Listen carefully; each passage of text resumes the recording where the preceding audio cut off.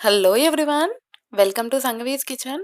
సంఘవీస్ కిచెన్లో ఈరోజు వీడియోలో సంక్రాంతి స్పెషల్ రెసిపీ వచ్చేసి సకినాలు. సంక్రాంతికి చాలా రకాల పిండి వంటల్ని చేస్తాం కదా అండి, అందులో సకినాలు ఒకటి. మరి ఈ సకినాలు కరకరలాడుతూ క్రిస్పీగా ఉండాలంటే పిండిని ఏ విధంగా కలుపుకోవాలో వీడియోలోకి వెళ్ళి చూసేద్దాం. ముందుగా దీనికోసం 2 కప్పుల బియ్యాన్ని తీసుకోండి. నేను ఇక్కడ రేషన్ బియ్యాన్ని వాడుతున్నానండి. మీరు కావాలంటే సోనా మసూరి బియ్యాన్ని కూడా వాడుకోవచ్చు. ఇప్పుడు ఈ బియ్యాన్ని 2, 3 సార్లు కడిగి ఈ గిన్నెలో వాటర్ పోసుకొని 3-4 గంటల పాటు నానబెట్టుకోవాలి. 3 లేదా 4 గంటల పాటు బియ్యాన్ని నానబెట్టుకుంటే సరిపోతుందండి. చూడండి, ఈ విధంగా బియ్యం నానిన తర్వాత ఇప్పుడు వాటర్ అంతా తీసేసుకొని ఈ బియ్యాన్ని మిక్సీ జార్లో వేసుకొని మెత్తగా గ్రైండ్ చేసుకోండి. నేను తక్కువ క్వాంటిటీలో సకినాలని చేస్తున్నాను కాబట్టి పిండిని మిక్సీ జార్లో వేసుకొని గ్రైండ్ చేస్తున్నానండి. మీరు ఎక్కువ క్వాంటిటీలో అంటే కేజీల కొద్దీ చేసుకున్నట్టయితే మిల్లో పిండిని పట్టించండి. చూడండి, ఈ విధంగా మెత్తగా పిండిని గ్రైండ్ చేసుకోవాలి.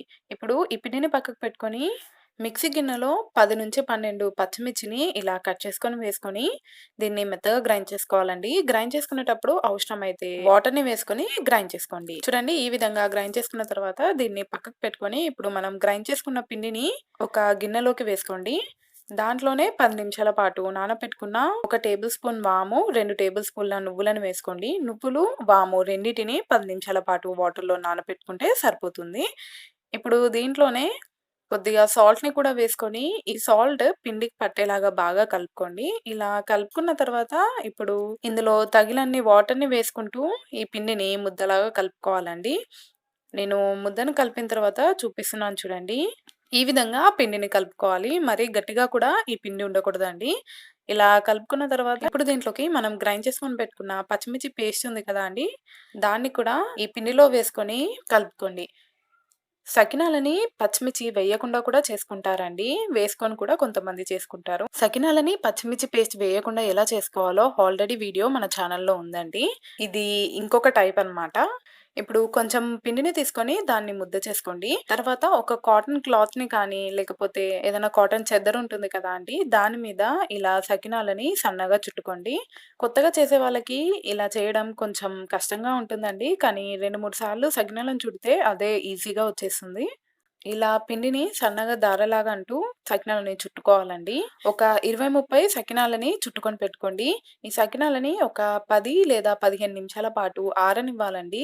ఇవి పచ్చిగా ఉంటే ఆయిల్‌లో వేయగానే విడిపోతాయి. అలానే ఆయిల్‌ని కూడా ఎక్కువగా పీల్చేసుకుంటాయండి. ఒక 15 నిమిషాల తర్వాత ఏదైనా ఒక ఫ్లాట్‌గా ఉన్న ప్లేట్‌ని తీసుకొని దాంతో ఈ సకినాలను తీసి మరో ప్లేట్‌లో పెట్టుకోండి. ఒక వాయికి సరిపడినన్ని సకినాలను తీసుకోండి. ఆయిల్‌లో ఎక్కువగా నిండుగా సకినాలను వేయకండి. నేను ఒక 7, 8 సకినాలను తీసుకున్నాను. చూడండి, ఆయిల్ బాగా హీట్ అయిన తర్వాత మంటని మీడియం ఫ్లేమ్‌లో పెట్టుకొని ఈ సకినాలని ఆయిల్‌లో వేసుకోండి.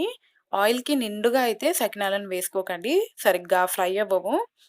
ఇప్పుడు వీటిని ఒక 2 నిమిషాల పాటు కదపకండి. 2 నిమిషాల తర్వాత అవే ఇలా ఆయిల్ వేడికి విడిపోతాయి. చూడండి, ఈ విధంగా ఒక వైపు కలర్ వచ్చిన తర్వాత వీటిని టర్న్ చేసుకొని రెండో వైపు కూడా ఫ్రై చేసుకోండి.